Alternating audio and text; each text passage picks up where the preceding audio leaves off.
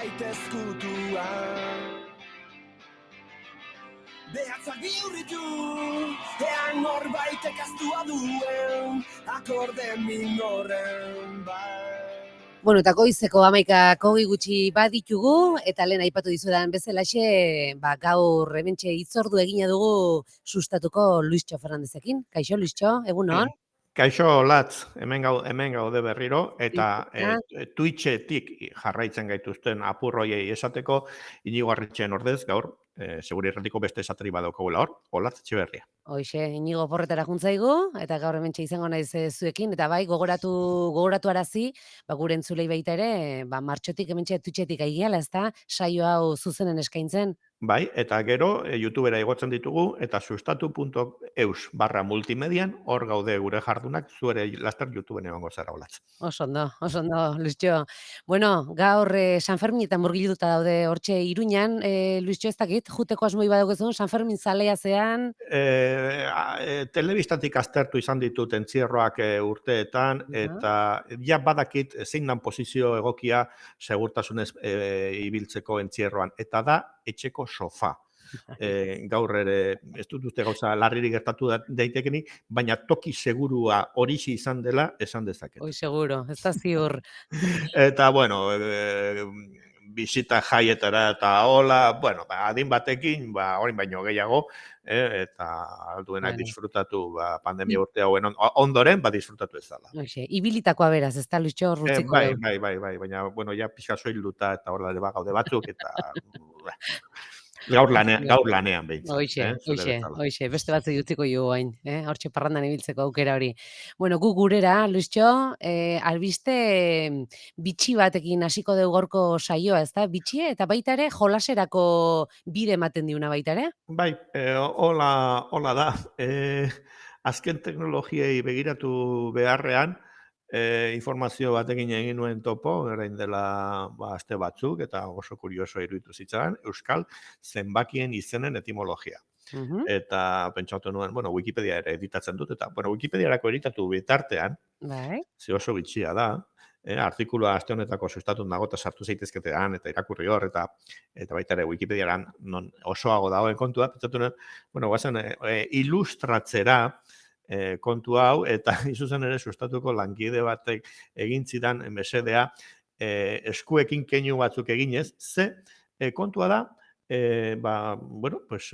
teoria edo hola hizkuntzalariek, izeneko hizkuntzalariek eta jaso dutena eta dagoena, euskararen historia izen hori zehazki daukan, azkenengo liburu osoan, Eusko Jaurlaritzak argitaratu zuen 2018an, hor aurkezten dira euskal zenbaki izenen etimologia zein izan daitezken, eta eskuekin kontatzearekin du zerikusia. Zeinu hizkuntza erabiliz, ez da? Hortan baliatuz. Bai, hola, keinuekin, eta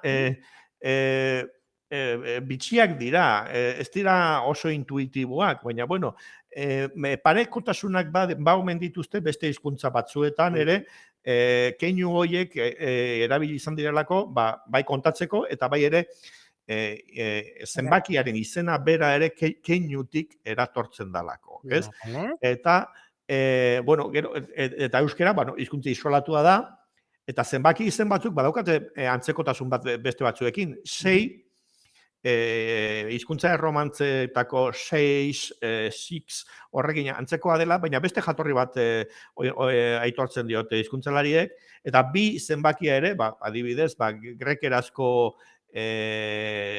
esango dut, aurrizki bezala ikusten duguna, ez? Bipolarra edo bifokala, ez? Ez du horrekin zerikusirik.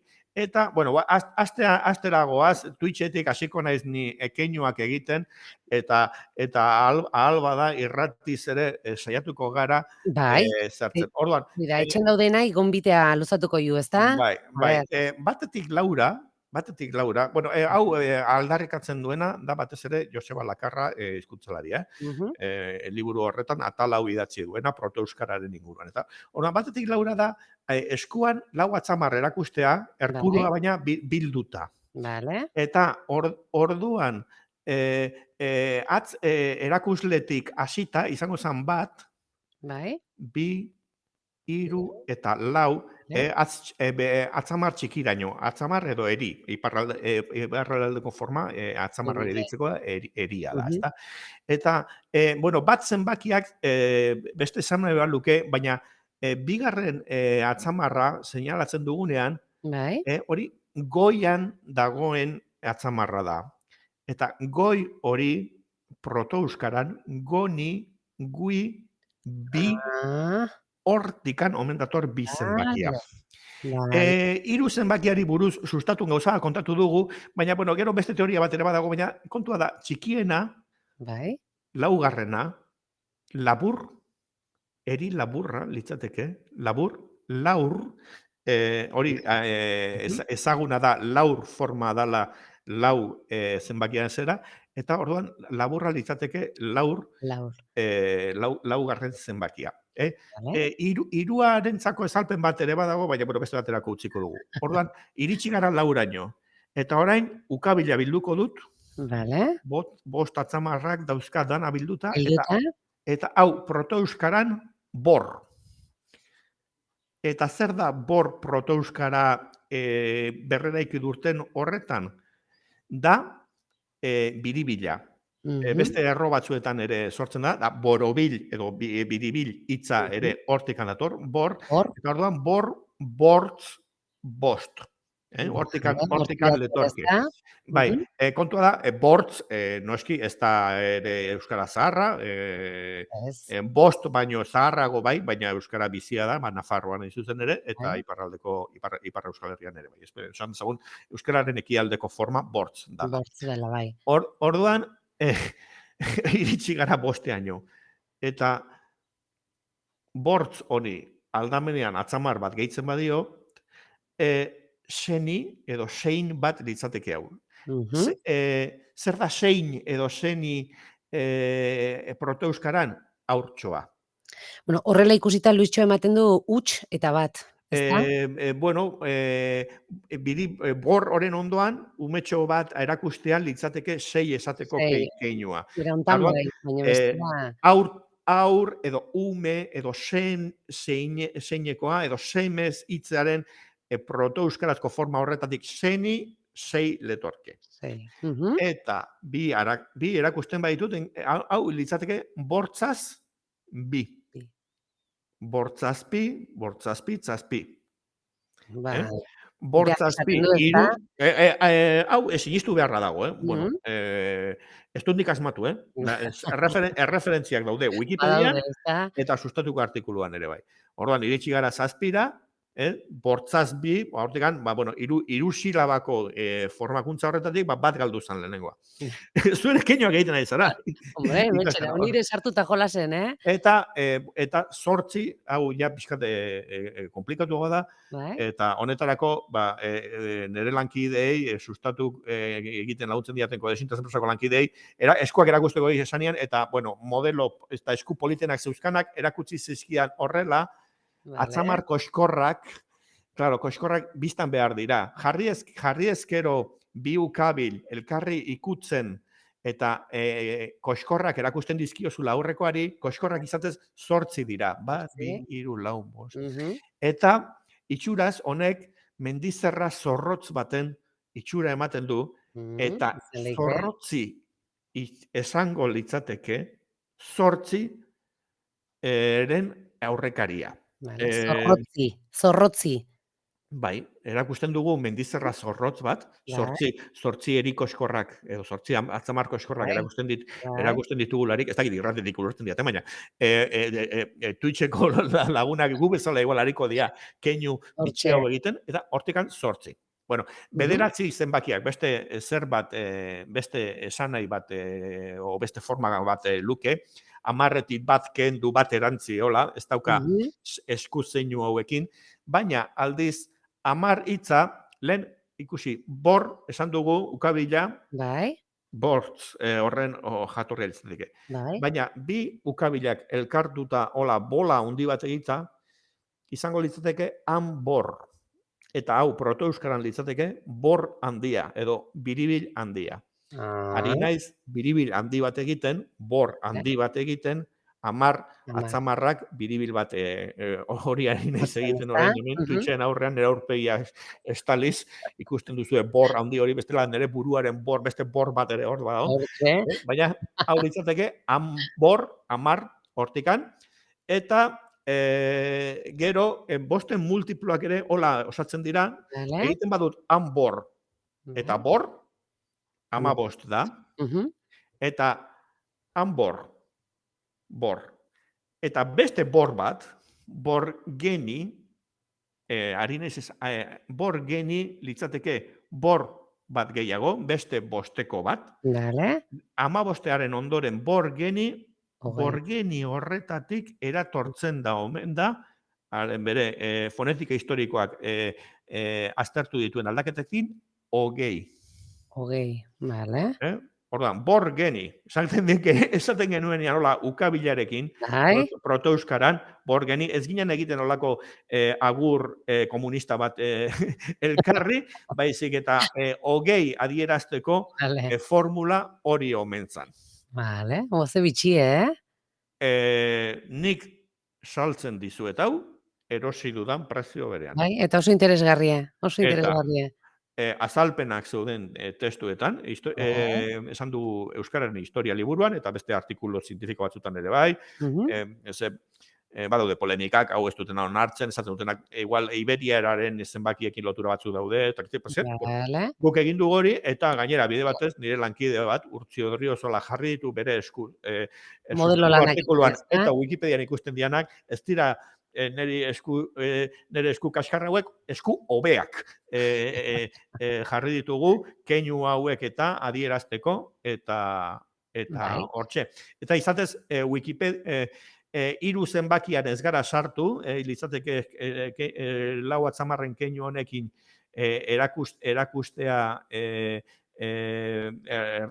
beste atzamar bat, baina bueno, horretaz bi teoria omen baude, eta bueno, Wikipedian daude Vale. azalduta, eta ara bidaliko ditugu Mhm. gure entzule eta ikusleak gehiago Hori da, jakiteko. hori da. Eta entzulei baita ere esan, bueno, sustatu.eusen badutela informazio gehiago hemen, Zuk aipatu duzun zure Bai. lanki horren argazkiak eta agertzen die txukun-txukun. Eta, Bai, eta azalpen hauek, urratsez urrats, bor geni horretatik nola iristen dan bat, hogei zenbakia, keinu batetik, keinu horren ahoskera protoeuskerikoa da asmatuta, bueno, hortxe dago.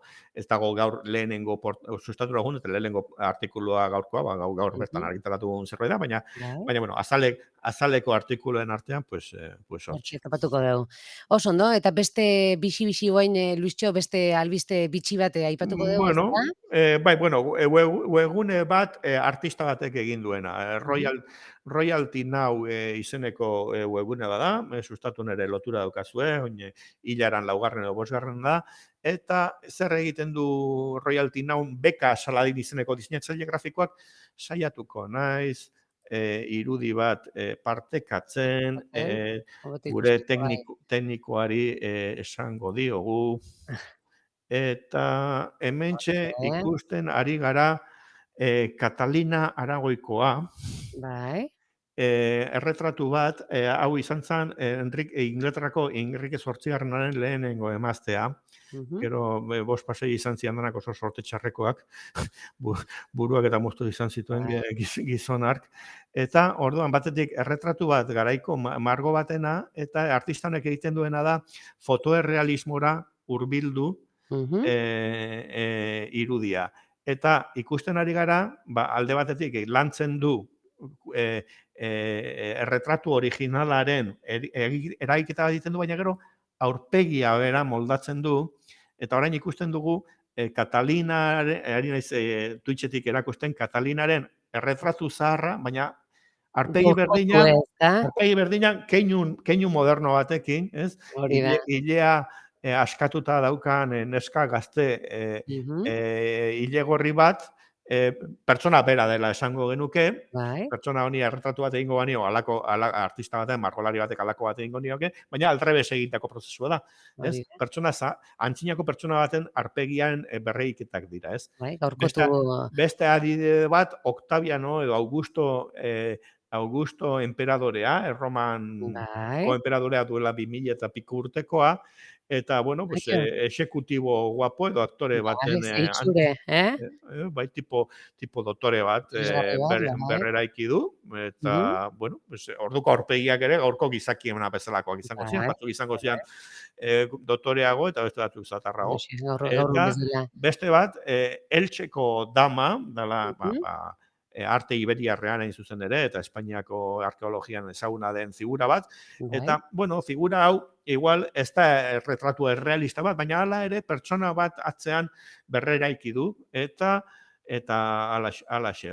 Eta azkenik, hau Ludwig van Beethoven, pertsona moderno bihurtuta, eta honekin moztuko dut, zen nire lagun batek esaten du, nik daukadala Beethovenen antza.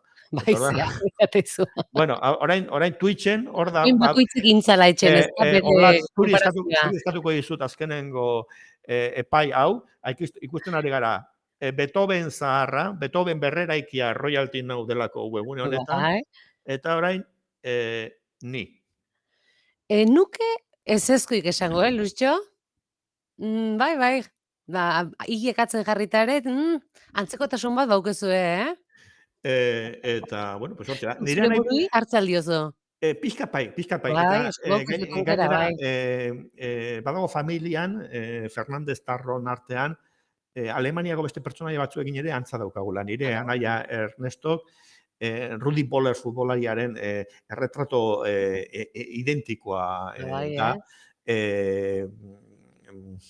Eh, ni baino askoz argiago, ura Rudi Boller, ni Beethoven baino argiago, eta iloba bat ere badaukat, antza duena Sophie Scholl zelako pertsonaia argin, eta bueno, zerbait badago hor familien, ezta? Fernandez Tarrok igual Bon Paulus batzuk garela, Bai, aizo. Euskal, bueno, gora berak. Txiste etxo pertsonal batekin itxi Hoxe, dut oso gaurko ondo, hau, eta oso honekin ondo. badatorren aste arte, olatz. Bale, Luisjo, ba, plazerra izan da, eta hurrengo ostegun arte, esan bezala, bale? Zeurekin izango gara hemen? Bai, Konforme. elkarrekin izango da berriz, bale? Ba, plazera izan da netzat ere. Berdin, ondo izan, aio Luisjo, Agur! agur, agur.